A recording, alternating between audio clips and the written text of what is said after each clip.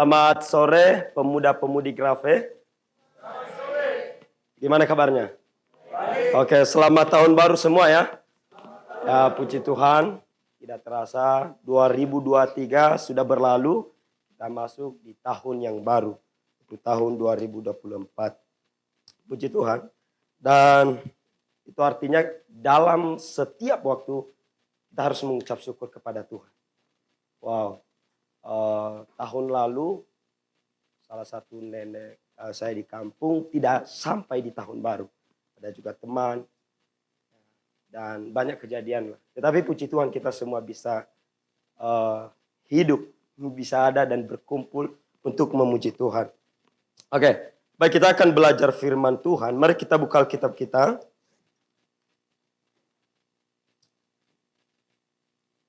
Kita akan membaca firman Tuhan di dalam surat Ibrani.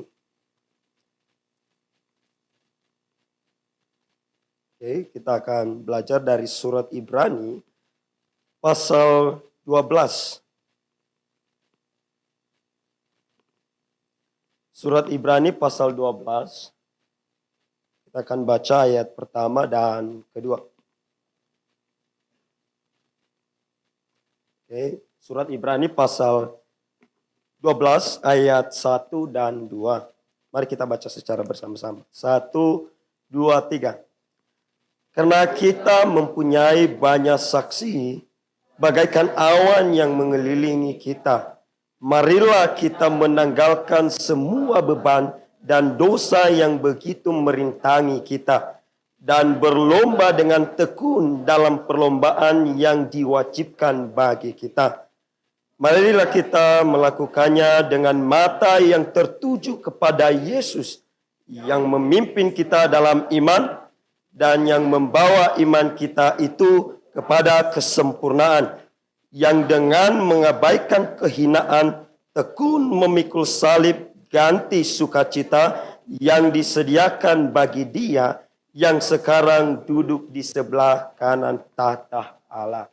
Baik, pemuda-pemudi yang saya kasihi dalam Tuhan, sesuai tema yang diberikan bahwa tema kita hari ini resolusi anak muda di dalam terang Tuhan. Sekali lagi tema kita resolusi anak muda di dalam terang Tuhan. Dan harapan kita ketika kita belajar firman Tuhan ini nanti, ya, mudah-mudi Kristen melihat segala sesuatu yang akan dialami berdasarkan aspek spiritual. Jadi kita melihat segala sesuatu yang kita alami, yang akan terjadi pada diri kita, itu berdasarkan aspek spiritual. Hal-hal yang rohani. Nah, pemuda-pemudi yang saya kasihi dalam Tuhan, di ayat yang telah kita baca, di sini Rasul Paulus ya memberikan suatu nasihat.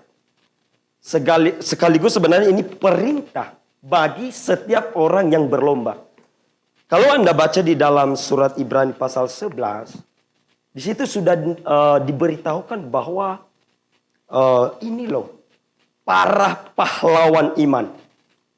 Ya, mereka menang karena iman. Ya, Abraham menang karena iman, Nuh benar karena iman, ya.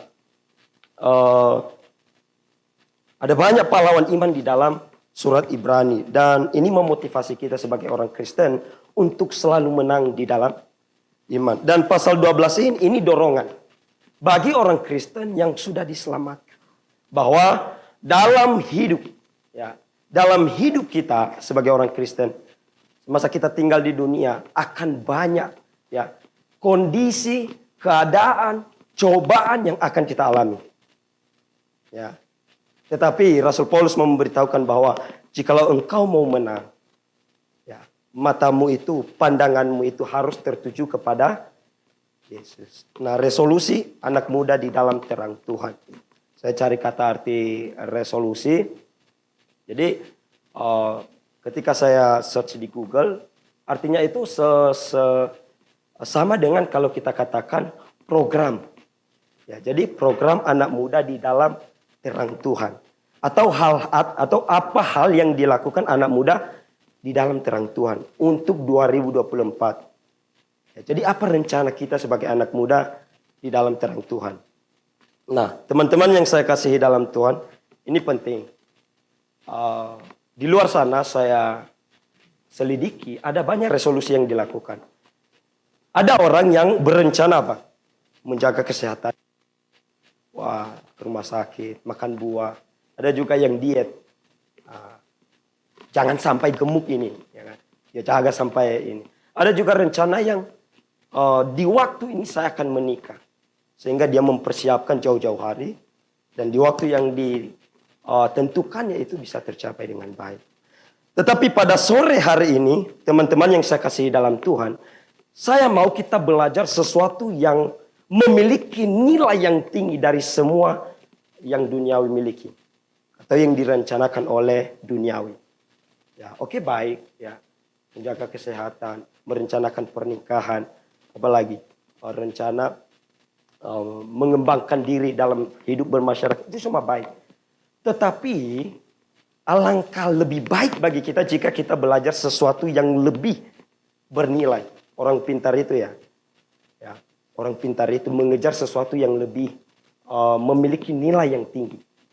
Dia tidak puas dengan nilai yang standar, apalagi yang bawah. Orang pintar itu akan terus mencari sesuatu yang memiliki nilai yang tinggi, yang setara dengan emas, bahkan lebih dari itu. Kalau boleh mutiara. Nah, saat ini kita akan belajar firman Tuhan yang memiliki nilai yang tinggi. Dan ini sangat berguna bagi kita di tahun 2024 ini. Jadi, sesuai tema kita, saya akan memberikan 3 poin. Ya, jadi 3 poin bagi kita sebagai bekal. Perlu kita ketahui terlebih dahulu sebelum kita masuk poin bahwa kita harus berlomba dengan penuh inovasi dan kreativitas. Ini perlu. Zaman sekarang itu orang bodoh tidak diperlukan. Benar nggak? Itu ketinggalan. Ini bukan zaman purbakala. Ini bukan zaman nenek moyang yang gitu. Ini zaman orang berlari. Ini zaman orang harus, dia harus kalau dibilang greget begitu. Untuk mencapai sesuatu. Harus. Dan itu dilakukan dengan penuh inovasi dan kreativitas. Baru orang mau, dia memang bagus dan lain sebagainya. Dan saat ini, apa kreativitas rohani yang harus kita lakukan di 2024 ini? Ya, apa resolusi kita yang harus dicapai nantinya? Ya, jadi hal pertama yang harus kita lakukan itu ada di dalam surat 1 Timotius. Yuk kita buka di dalam 1 Timotius.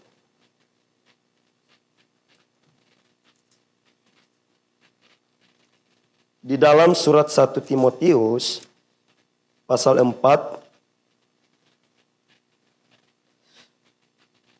Surat 1 Timotius pasal 4 ayat 12 dan 16. Pemuda-pemudi memperhatikannya, saya akan bacakan untuk kita. 1 Timotius pasal 4 ayat 12 dan 16. Jangan seorang pun menganggap engkau rendah karena engkau muda. Oke, jadilah teladan bagi orang-orang percaya dalam perkataanmu, dalam tingkah lakumu, dalam kasihmu dan dalam kesetiaanmu dan dalam kesucianmu. Ayat 16. Awasilah dirimu sendiri dan awasilah ajaranmu. Bertekunlah dalam semuanya itu, karena dengan berbuat demikian engkau akan menyelamatkan dirimu dan semua orang yang mendengarkan engkau. Nah, poin pertama yang kita pelajari adalah menjadi teladan bagi orang percaya. Ya. Program yang paling harganya itu murah, tetapi nilainya tinggi. Apa itu? Menjadi teladan. Anda tidak perlu bayar orang, saya mau jadi teladan. Tidak perlu. Program bagi diri kita sendiri, atau resolusi bagi diri kita sendiri di tahun 2024 ini apa? Menjadi teladan bagi orang. percaya. Ini komitmen. Ya, banyak orang menuntut orang lain. Kamu kan pemimpin, harus jadi teladan dong. Nah, kan, kenapa kamu begitu? Ya kan? Kok kamu begitu? Nah, makanya Tuhan Yesus berkata apa? Orang lain itu pandai. Jadi seseorang itu pandai menilai orang lain. Nah, seseorang itu pandai mencari kesalahan. Kelemahan orang lain pandai sekali. Ya, sampai yang digelap pun dibuat terang itu sama dia. Tetapi dirinya sendiri susah untuk menilai dirinya. Nah, tetapi firman Tuhan mau membuka pikiran kita, mau membuka wawasan kita bahwa sebenarnya begini, di dalam Tuhan terang itu bukan dimulai dari orang lain, tapi dari diri sendiri. Dengan cara apa? Jadilah teladan. Sama hanya jadilah terang. Jadilah teladan bagi orang percaya.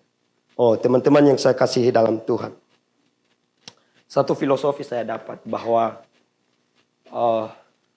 musuh terbesar seseorang adalah bukan uang, ya, bukan kemiskinan, bukan juga teman atau orang tua atau orang lain atau keadaan, bukan. Musuh utama seseorang adalah dirinya sendiri. Ya, dirinya sendiri. Ini harus kita ingat bahwa kadang kita egois. Ya. Kadang kita mementingkan diri sendiri. Bahkan Anda tahu bahwa berhala yang paling banyak di dunia ini bukanlah patung dan lain sebagainya. Sebenarnya diri kita sendiri. Itu berhala yang paling nyata. Teman-teman yang saya kasih dalam Tuhan, tetapi kita mau resolusi di dalam terang Tuhan. Ya, melalui apa? Menjadi teladan bagi orang percaya. Ini komitmen. Nah, ada beberapa teladan yang dikatakan Rasul Paulus di sini. Yang pertama dalam perkataan. Ya, jadi kalau Anda mau jadi teladan, orang akan lihat hidup Anda. Dari mana mulainya? Dari perkataan. Hanya yang bisu yang tidak bisa berkata. Selain itu semua akan berkata. Karena ini alat komunikasi. Dan Yakobus katakan di dalam suratnya bahwa lidah itu walaupun ya kecil kan. Ini kan. Ya panjangnya ya enggak seberapa lah. Tetapi Anda tahu itu lebih tajam dari pedang. Dan itu bisa membakar seluruh hutan. Walaupun bisa melukai orang, ya kan, menyakiti orang, bahkan perang pun bisa jadi karena lidah, karena perkataan. Teman-teman yang saya kasihi dalam Tuhan, anak-anak Tuhan di dalam surat Efesus berkata, mengucapkannya pun tidak boleh. Hal apa itu? Hal-hal yang bertentangan. Ya, jadi dalam perkataan kita harus bahwa teladan. Orang mendengarkan perkataan saya itu jadi berkat, bukan jadi tandungan, bukan jadi kutuk bagi dia, tapi jadi berkat. Ya sekarang ini saya puji Tuhan dapat kesempatan ngajar di GC kemarin. Saya katakan begini, banyak muda-mudi Kristen hanya gara-gara apa? Ikutan yang tren. Dan saya katakan ke adik-adik bahwa sekarang ya rumah kota dijadikan binatang. Dengan cara apa? Menyebutkan nama binatang. Ya, kalian tahu pasti apa ya? Kalau itu maaf kata ya begini. Monyet. Nah, coba. Siapa gitu kan. Jadi saya bilang mereka bahwa sekolah dijadikan kebun binatang, rumah dijadikan kebun binatang, kota dijadikan kebun binatang, ya kan? Kita ini manusia, apalagi anak Tuhan. Nah, teman-teman yang saya kasih dalam Tuhan, dalam perkataan harus menjaga sedemikian rupa. Godaan dalam perkataan ini besar. Dunia sekarang begini, kita ini ada di tengah-tengah. Dunia mengelilingi kita. Dengan cara apa? Mempengaruhi hidup kita. Oh, yang tidak bertahan akan keluar dari lingkaran. Nah, dan akan sama dengan bumi. Tetapi hendaklah kita, ya setiap kita di sini sadar. Terus iman. Saya anak Tuhan. Ya, saya anak Tuhan. Saya harus terang. Nah, itu dalam perkataan. Dalam tingkah laku. Kedua, dalam tingkah laku kata Rasul Paulus. Ini penting. Jadi, yang dituliskan Rasul Paulus ini adalah hal-hal yang praktis. Ingat bahwa surat 1 Timotius ini diberikan utamanya kepada Timotius. Nasihat kepada Timotius sebagai gembala muda. Rasul Paulus katakan apa? Hei, jaga dirimu. Jangan main-main. Dalam hal apa? Perkataan. Kedua, dalam hal tingkah laku. Anda tahu bahwa uang dan dompet bisa disembunyikan. Tingkah laku tidak bisa disembunyikan. Jati diri seseorang, nilai hidup seseorang akan terlihat dari kehidupannya. Dari tingkah lakunya. Ya. Orang bilang dia ganteng. Orang bilang dia cantik. Orang bilang dia kaya.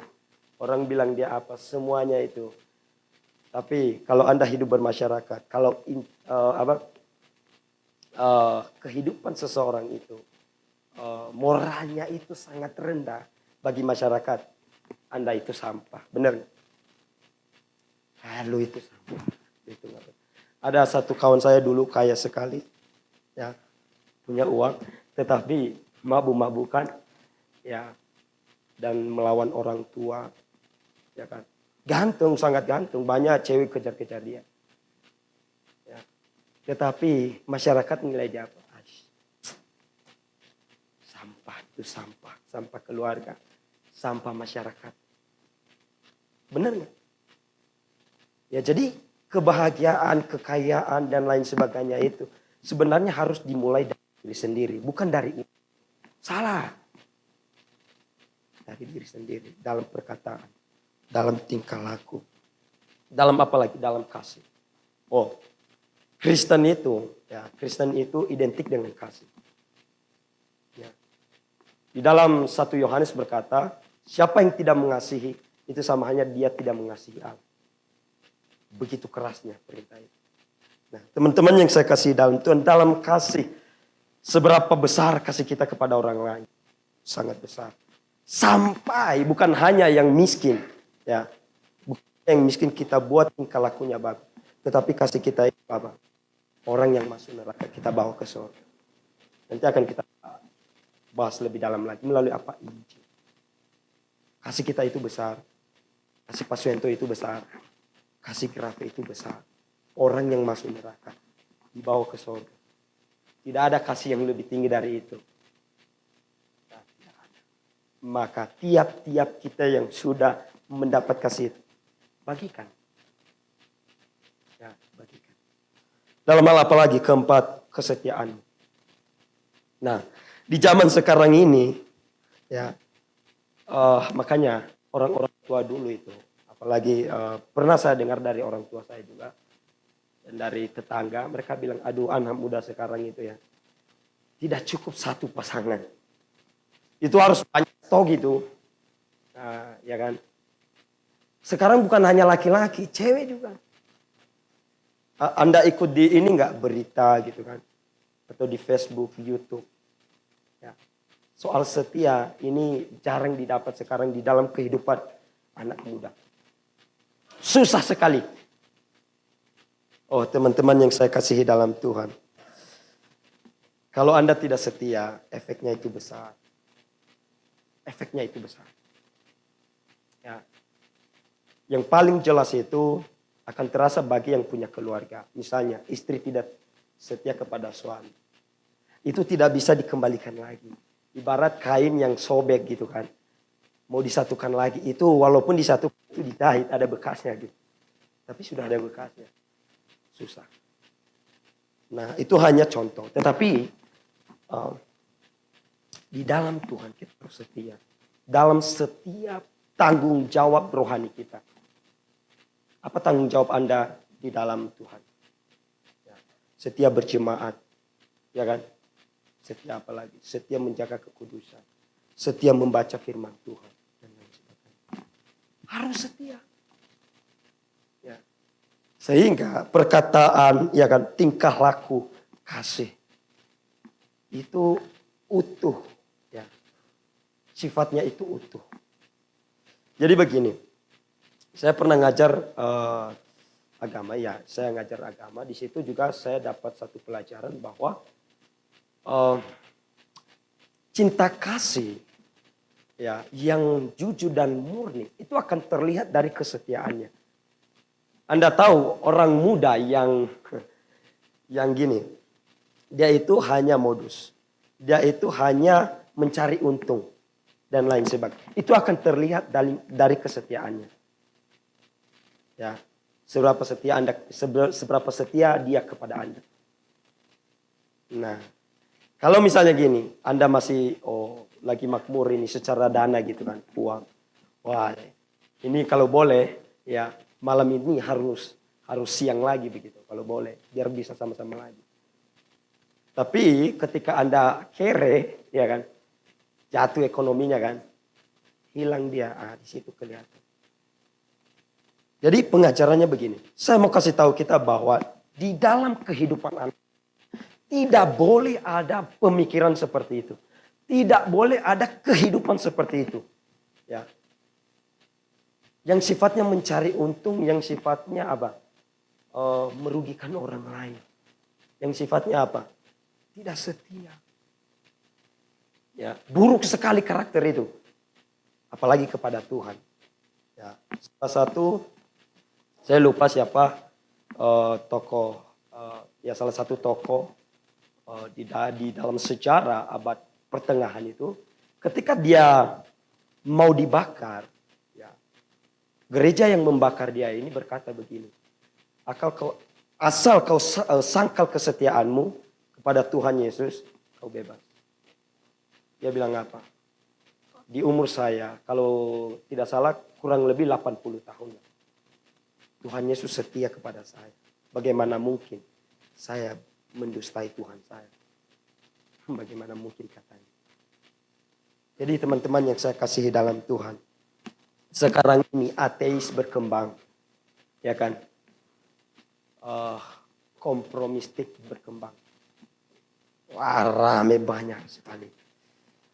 Ya, dan lain sebagainya. Anda lihat dunia ini, semuanya berkembang, hal-hal yang merusak berkembang. Tetapi puji Tuhan kita dapat berkumpul di sini. Dan firman Tuhan berkata, hendaklah kau setia. Ya. Kalau saya pribadi ya, saya mau meneladani orang, itu saya teladani Muxel. Dia kata apa? Ketika STT, ya kan, tinggal dia sendiri yang ngajar, dia tetap setia. Walaupun hanya sendiri. Wah, lihat hasilnya sekarang. Kita bisa ada. Nah, dalam hidup ini harus setia. Jangan keluar dari titik panah utama. Dari reel yang utama. Sekali keluar, singa akan menangkap Anda. Teman-teman yang saya kasih dalam Tuhan, harus setia. Dan poin pertama mengingatkan kita bahwa harus jadi teladan. Dalam perkataan, tingkah laku, kasih dan kesetiaan. Dan ini harus dilakukan dengan komitmen. Saya orang Kristen. Saya anak Tuhan Yesus. Saya harus setia. Oke, saya harus jadi teladan. Nah, poin kedua kita adalah poin kedua adalah bertekad untuk belajar firman Tuhan dan melakukannya. Coba kita baca di dalam kitab Ezra.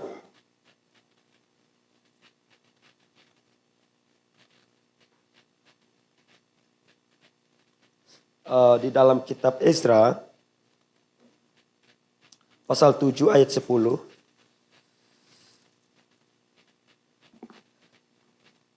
Kitab Ezra pasal 7 ayat 10. Mari kita baca secara bersama-sama. 1, 2, 3. Sebab Ezra telah bertekad untuk meneliti Taurat Tuhan dan melakukannya serta mengajarkan ketetapan dan peraturan di antara orang Israel.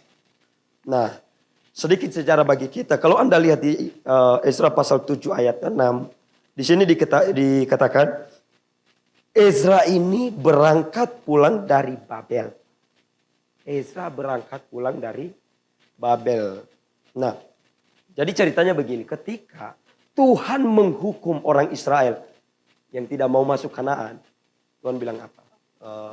Ya akan dihukum, dan 40 tahun setelah itu bangsa Israel di zaman Yeremia memberontak lagi. Tidak mau mendengarkan firman. Yeremia bilang apa? Bertobatlah, sebab Babel akan memperbudak kita semua. Mereka bilang apa? Kamu kompromi, kamu berpihak kepada Babel, bukan kepada bangsa Israel. Padahal kan Yeremia hanya menyampaikan firman Tuhan. Yeremia hampir-hampir mau dibunuh. Sampai Yeremia mau lari dari pelayanan. Dan setelah itu, singkat cerita, 70 tahun Tuhan menghukum bangsa Israel di Babel. Dan di dalam Daniel pasal 9, Daniel berdoa, Tuhan genapilah janjimu. Tuhan mendengarkan doa, dan setelah 70 tahun dibalikan lagi ke Israel. Dan balik ke Israel itu zamannya Nehemia dan Ezra. Nehemia pada saat itu sebagai kalau tidak salah gubernur. Ya, dia sebagai gubernur, dan Ezra ini seorang ahli Taurat. Nah, jadi kalau kita lihat ini resolusi juga. Zaman Ezra ini resolusi. Resolusi apa? Resolusi dalam hal membangun kembali kerohanian bangsa Israel yang ambruk ya di masa Yeremia dan juga di dalam Babel. Nah, kalau kerohanian Anda mau dibangun, itu harus ada kitabnya. Harus ada kitabnya. Bayangkan ya, di saat itu nggak ada kitab yang ditulis oleh para nabi. Karena kemungkinan besar ya ketika Babel menyerang Israel, kitab-kitab itu sebagian dibakar. Tetapi puji Tuhan Yeremia menyalinya dan menyembunyikannya lagi. Sehingga di zaman Ezra direnovasi lagi, dibuat baru lagi. Dengan cara apa? Disalin. Nah, tujuannya apa? Tujuannya apa? Tujuannya adalah meresolusi, membangun kerohanian bangsa Israel. Dan ini sangat penting teman-teman yang saya kasih dalam Tuhan. Pekerjaan ini besar. Saya kasih tahu Anda, pekerjaan ini besar. Memang bagi kita kadang kita anggap sepele. Oh, biasa aja, kita biasa aja. Firman Tuhan biasa aja. Baca Alkitab biasa aja. Oh tetapi ya kalau Anda menyadarinya, ada banyak nyawa yang hilang gara-gara ini. Ya, Yeremia kalau tidak salah itu digergaji. Ya, John Hus dibakar. Ya kan? Siapa lagi para nabi disiksa. Karena apa? Demi apa? Demi firman Tuhan. Dan firman Tuhan ini sangat penting bagi kehidupan manusia. Ya. Sekali lagi saya ingatkan bahwa kalau tidak ada firman Tuhan, nilai hidup kita itu tidak ada artinya. Kalau tidak ada firman Tuhan. Tidak akan ada perubahan. Primitif-primitif di sana tidak akan menjadi anak-anak Tuhan. Kalau tidak ada firman Tuhan. Oleh sebab itu orang-orang percaya di zaman perjanjian lama dan perjanjian baru, mereka bertekad untuk apa? Untuk menulis firman Tuhan. Menjaga firman Tuhan sedemikian rupa. Oh teman-teman yang saya kasih dalam Tuhan. Tanggung jawab Ezra. Menulis firman Tuhan. Dan melakukannya. Sudah dia lakukan dengan baik. Sudah dia lakukan dengan baik. Para nabi, Musa melakukannya dengan baik. Dan lain sebagainya. Sekarang di zaman kita. Apa tanggung jawab Anda dalam firman Tuhan? Sekarang ini. Apalagi ini dunia entertainment. Ya. Dunia berusaha sedemikian rupa menarik perhatian anak-anak muda Kristen. Ya, sedemikian rupa sampai apa? Tidak ada waktu untuk baca firman Tuhan. Kalau kita mau jujur-jujur, banyak muda-muda Kristen tidak baca firman Tuhan. Ya, jadi Setelah saya renungkan, saya lihat. Mulai dari zamannya Musa, pertama firman Tuhan diturunkan. Oh sangat giat. Sampai di zaman sangat giat. Abad pertengahan sangat giat. Ya. Zaman sekarang gimana menurut Anda?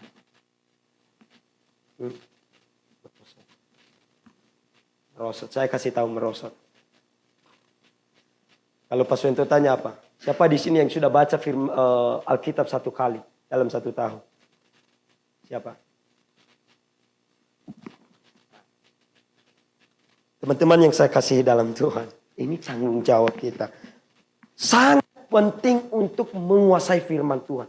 Penting sekali. Ya. Semua agama yang memiliki kitab suci, ya, imannya itu akan bertahan. Dan iman itu akan bertahan untuk diestafetkan. Ya, agama seberang, mereka sangat tekun. Anda cemburu nggak melihat mereka?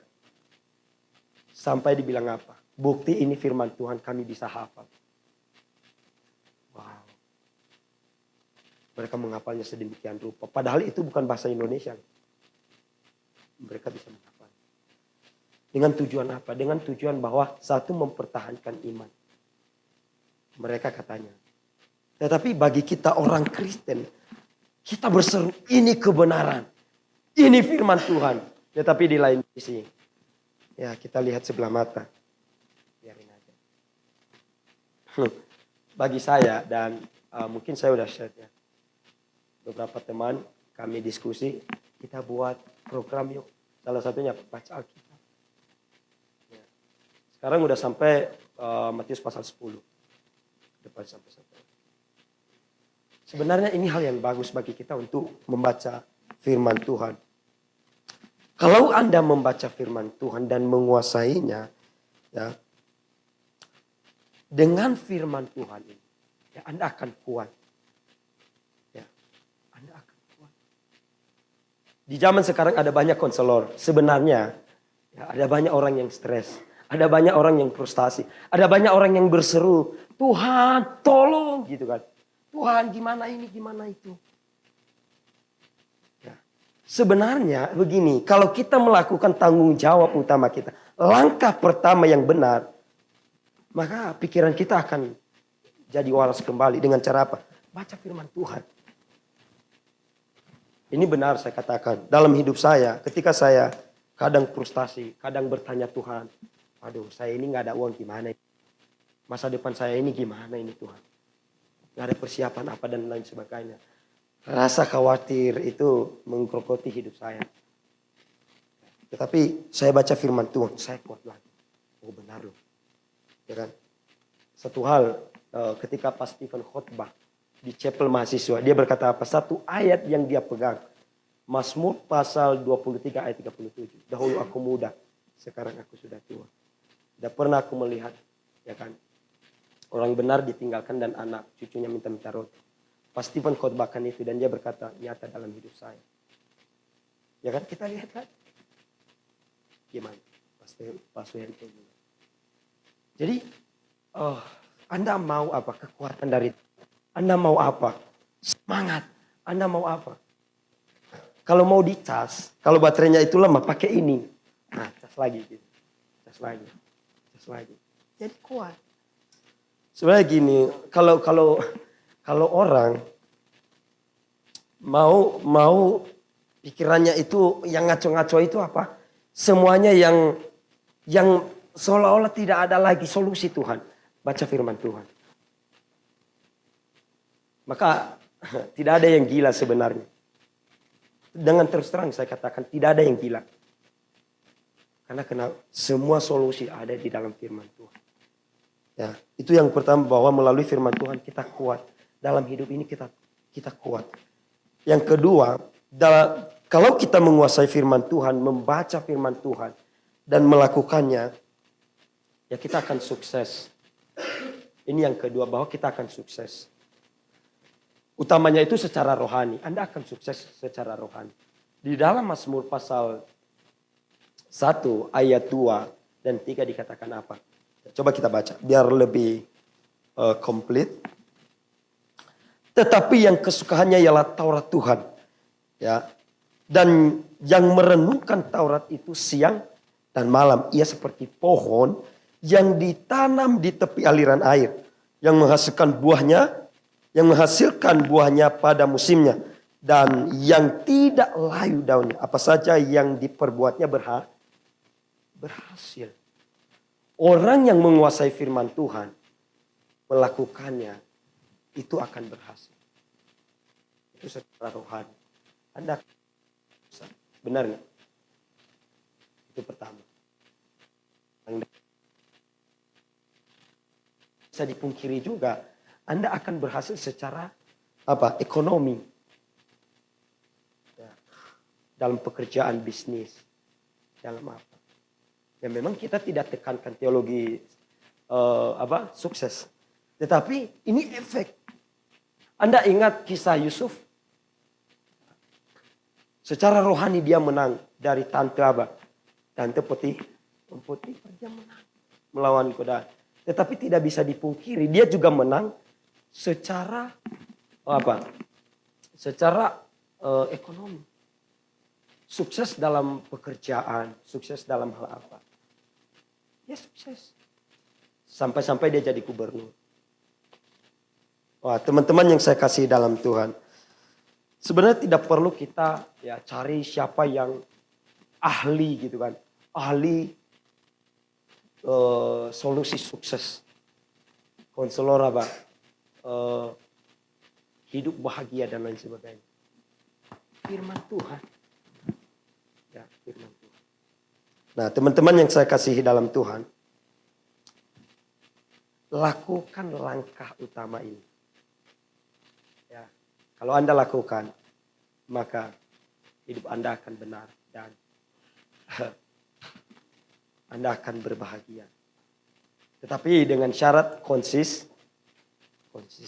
Nah, inilah resolusi kita di tahun 2024 ini bahwa harus jadi teladan. Ingat selalu harus menjadi teladan. Yang kedua, bertekun dalam belajar firman Tuhan dan melakukannya. Sebenarnya ada satu lagi tapi karena waktu, lain kali kita akan membahasnya. Oke, baik, kita akan berdoa.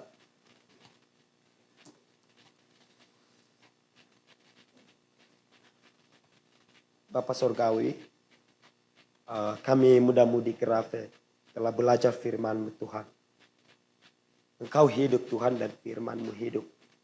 Kami yakin ketika kami selalu berpegang pada firman-Mu, Engkau bersama kami dan Engkau memegang tangan kami Tuhan. Sehingga dalam segala segi kehidupan kami, Engkau ada dan kami benar selalu Tuhan.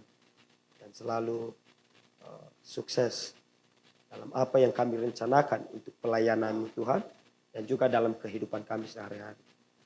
Tuhan tolong anak-anak-Mu agar dapat selalu mengarahkan pandangannya kepada hal-hal rohani. Kepada Yesus Kristus sebagai juru selamat kami. Sehingga kami tetap setia Tuhan di dalam kebenaran. Tetap setia belajar firman. Dan tetap ada di dalam. Tolong kami semua Tuhan, hanya di dalam Yesus Kristus kami berdoa. Amin.